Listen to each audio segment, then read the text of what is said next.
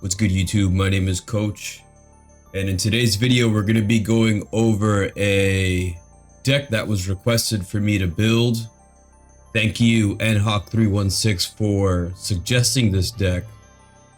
He suggested that I make a $50 budget shrine tribal build. But before we begin talking about the build, I just want to remind you all that if you comment, like, and subscribe to this channel, most importantly comment so I know that you exist.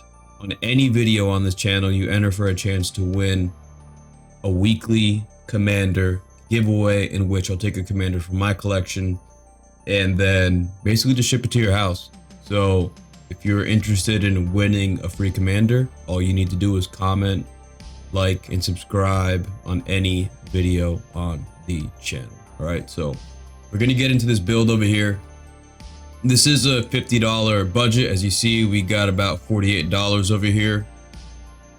And I'm gonna tell you that $50, you know, we were cutting it over here. $50 is definitely not a lot to work with, but NHawk, I hope that you genuinely enjoy this build. So the commander we have for this deck over here is Sisay, Weatherlight Captain. Sisay gets +1/+1 for each color among other legendary permanents you control.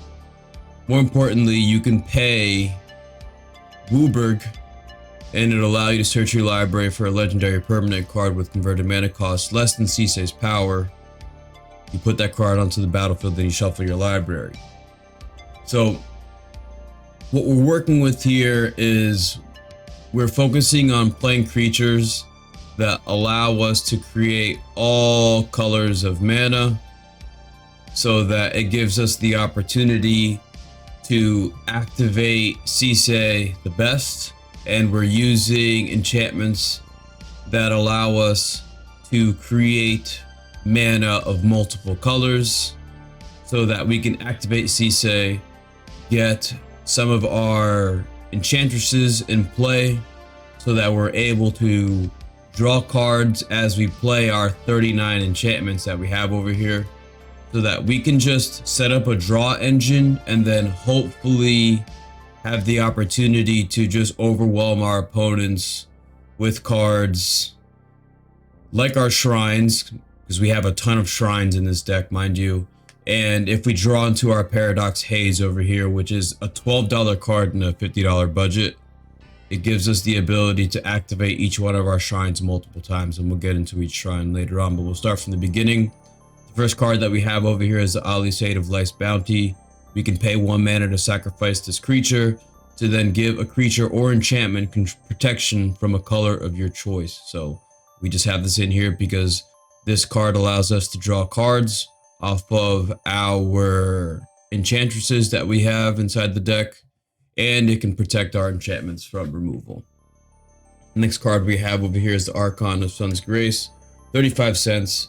Whenever enchantment enters the battlefield, we create a 2/2 flying token so that we're able to just amass an army as we're playing with this deck. We have Caliphate, Beloved of the Sea. Creatures and enchantments you control have essentially ward 1.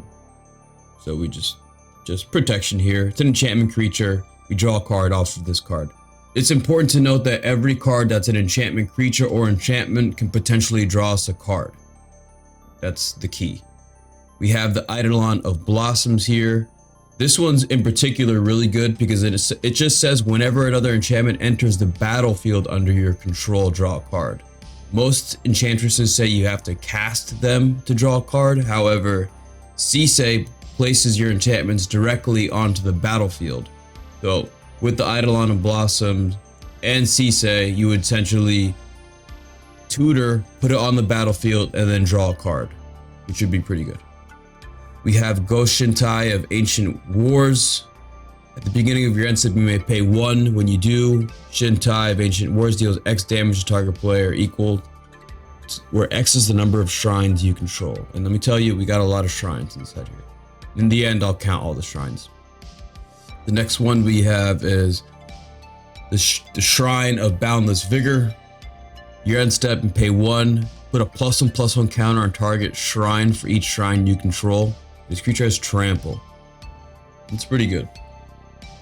This one has, at the beginning of your end step, you may pay 1. When you do, destroy target creature with toughness X or less, where X is the number of shrines you control. Wow, that's actually kind of strong. At the beginning of your end step, Shrine of Lost Wisdom, you may pay 1. When you do, target player mills X cards, where X is the number of shrines you control. This one, I think, I mean, it's definitely another shrine, which is going to help. However, I think this one could go. I just generally don't like playing mill, but if this card ever gets anything more than 25 cents, I would probably take this card out of the deck. We have the Goshen Tie of Shared Purpose. You may pay 1. If you do, create a 1/1 spirit creature token for each shrine you control. Next, we have the Elysium Carriage. This taps for 1 mana of any color. That's all we really need. This enters the battlefield. You can return target enchantment card from your graveyard to your hand, and it also has prowess, so it can get pumped as you play your enchantments. This one again enters the battlefield to return target enchantment card from your graveyard to your hand. Paradise Druid, we saw this earlier, taps for mana of any color. This one says whenever an enchantment enters the battlefield under your control, you can have it become a copy of another target creature. So you can have this turned into a mana rock, or a mana creature. You can have this turn into any other creature, essentially. One of the shrines. Actually not, because these are legendaries, actually. Maybe Archon, right? Create more Pegasus tokens. Caliphy. Actually, no, that's a legendary as well. You get my point. We have the Riptide Chimera. At the beginning of your upkeep, return an enchantment you control to its owner's hand.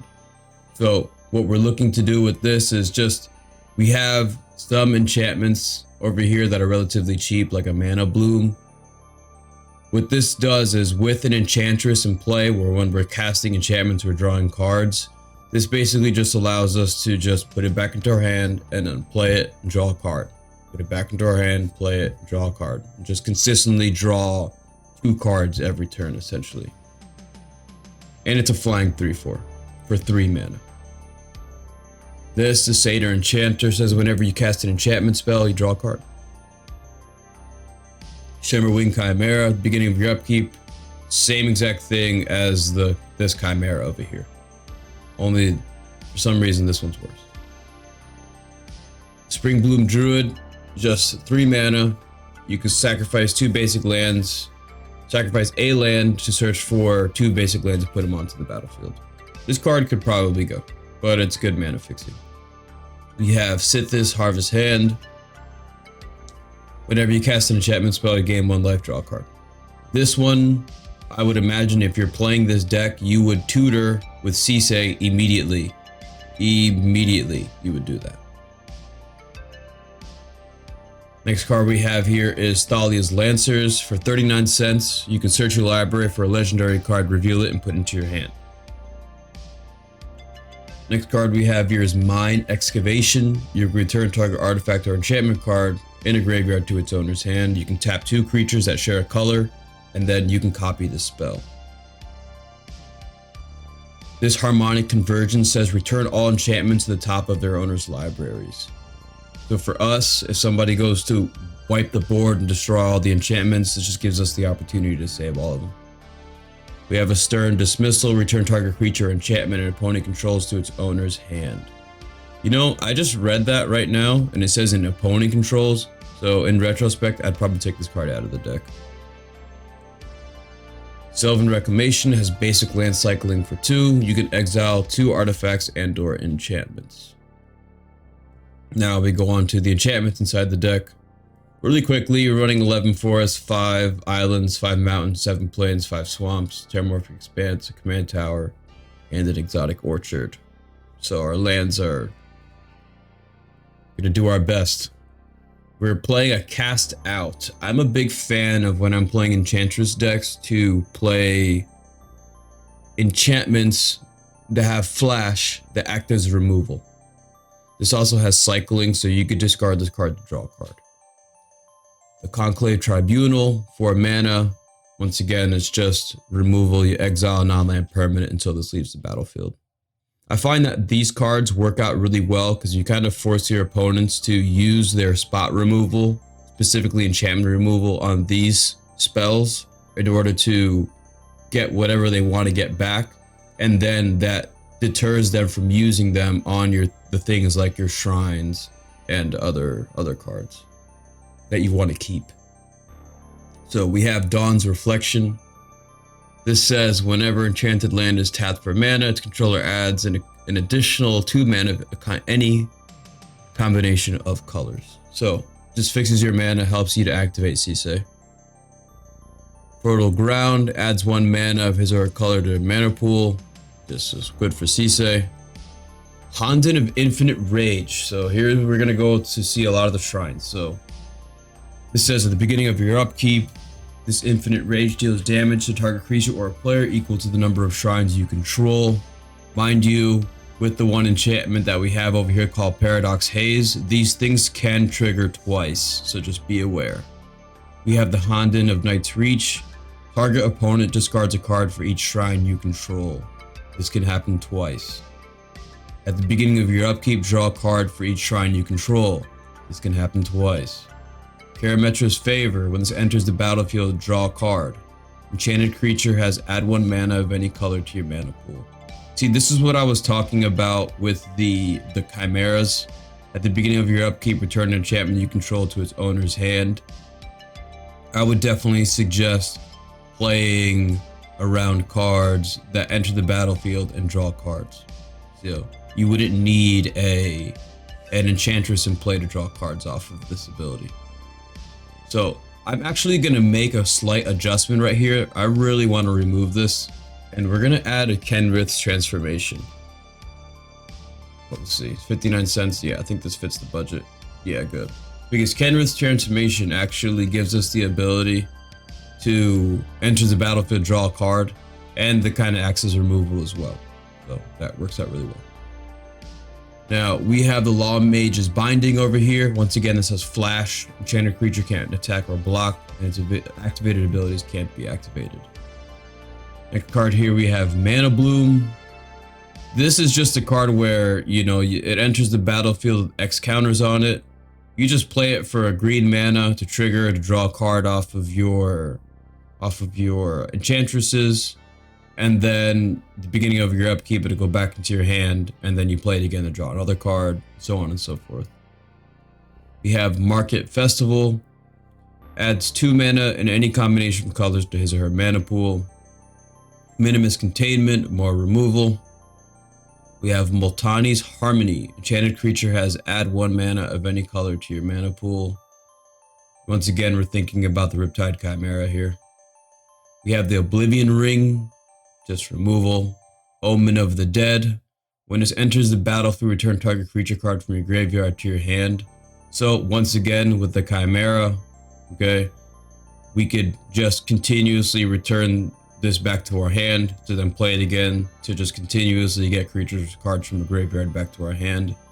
Omen of the Forge. When it enters the battlefield, deals 2 damage to any target. Once again, with the Chimera, we could play this again. With Omen of the Hunt, when it enters the battlefield, search your library for a land, you put it into play. Once again, this could be triggered multiple times. Omen of the Sea, when it enters the battlefield, discard 2 and then draw a card. Once again, this can be triggered multiple times. And then Omen of the Sun, you create 2 1/1 white human creature soldier tokens, and then you gain 2 life. And once again, this can be triggered multiple times. Paradox Haze we saw.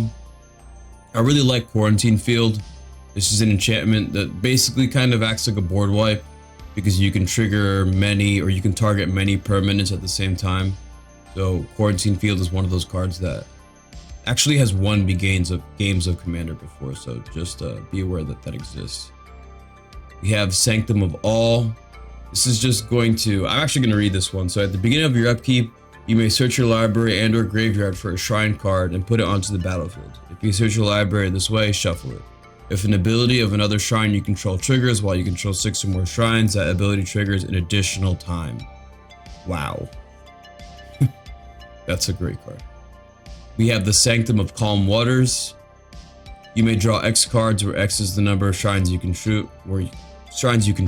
If you do, discard a card. This can trigger twice. Fruitful Harvest. Add X mana of any one color, where X is the number of shrines you control. This can trigger twice. Actually, this can trigger twice. Just to, it says pre-combat main phase. So honestly, dude, this Paradox Haze, while being pretty good, I mean, honestly, I wanted to play a Starfield of Nyx. I'm just gonna show the Starfield of Nyx. If I could take out that Paradox Haze, I would definitely play this card. Just so you are aware, Enhawk, I would definitely play this. So at the beginning of your upkeep, you may return target enchantment card from the graveyard to the battlefield. As long as you control 5 or more enchantments, each other non-aura enchantment you control is a creature in addition to its other types and has base power and toughness equal to its converted mana cost. So this just turns all of our shrines into just creatures that can just take out our opponents. Honestly, if you had not suggested that I play this, I probably would have taken this out and played this instead and built around that. But I'm going to remove this because it's too much. Yep, it's back to where we wanted it to be. So we have the Sanctum of All, Fruitful Harvest. We have the Shattered Heights. So you can pay 1, discard a land card or a shrine card. And then Sanctum Shattered Heights deals X damage to target creature or planeswalker where X is the number of shrines you control. Okay. We have the Sanctum of Stone Fangs. At the beginning of your pre-combat main phase, each opponent loses X life and you gain X life, where X is the number of shrines you control. That's a great card. Tranquil Light, tap a creature. Basically, 1 white to tap a creature. Seal Away, just more removal, that's flash. Seal of Cleansing, you can sacrifice this to destroy an artifact or enchantment. Seal of Doom, destroy target non-black creature. Seal of Primordium, destroy artifact or enchantment. Seal of Removal, return target creature to its owner's hand. Soul Snare, exile target creature that's attacking you. Stasis Snare, we got Flash. Then you exile target creature and opponent controls until this leaves the battlefield. Temporal Isolation, once again, this card has Flash. Enchanted creature has Shadow, and then it says prevent all damage that would be dealt by enchanted creature. You have Unbridled Growth. You can sacrifice this to draw a card, and then it basically says that this land can add 1 mana of any color to your mana pool. Utopia Vow. This enters the battlefield, and you can enchant a creature so that it can tap for 1 mana of any color. In the Verdant Haven, this says that whenever this is tapped, its controller adds 1 mana of any color to his or her mana pool. Okay, and you gain 2 life. So basically, that adds up to 4850. So this is a pretty average or below average Enchantress deck, if I may say so. I mean, working with the $50 budget, I don't think you're really going to get something that was going to be extremely powerful. I think that this deck has the ability to play consistently, to draw cards consistently, and if you're able to control the board, I mean, if you could find cards like a Heroic Intervention, you may be able to, keep, your enchantments on the battlefield so they're free from being removed. And, I would imagine that you're probably aware of a lot more cards you could be able to suggest. However, this is what we got over here. So just a big shout out to Nhawk316 for the suggestion of the video. If you have a commander deck you'd like for me to build and make a video like this in the future, I can. And just be aware, Nhawk, that because you commented, you are most definitely going to be entered into the giveaway. And we're giving away 3 commanders this week, and if you win, you have the option to pick one, and then I'll mail that to your house. All right, so if you've watched this video up to this point, I want to say thank you. We're not going to do this thing over here on Moxfield. At some point we may, but I just want to say I appreciate your time. Always remember, eat healthy, okay? Work out every single day. Most importantly, you guys, you got to believe in yourself, all right? Peace.